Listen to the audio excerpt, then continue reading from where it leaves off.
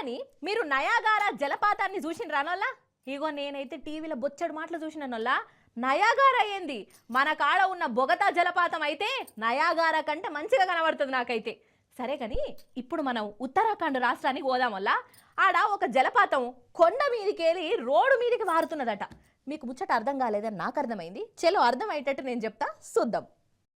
అగ్గగ్గగ్గో వారెవ్వా, చూసినవా నీళ్లు ఎట్లా ఎగజిమ్ముతాన్నాయో? ఎంత చిత్రంగా ఉన్న చూడు, కొండ మీదకెళ్ళి ఎగజిమ్ముతాన్నది.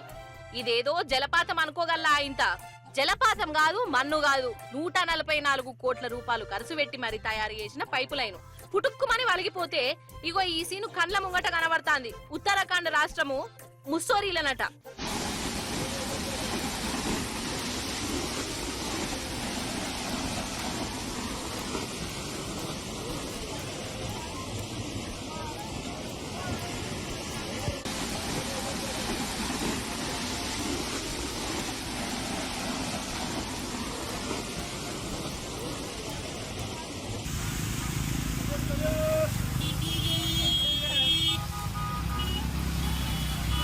కొండ మీద ఈ పైపు పలిగిపోయింది. యమునా నది నీళ్ళట.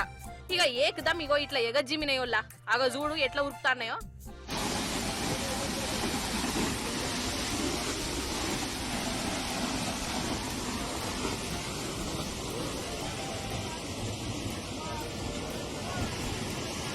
అసలైతే దూరంకెళ్ళి చూసిన వాళ్ళకు ఇది జలపాతం లెక్కనే కానొచ్చింది.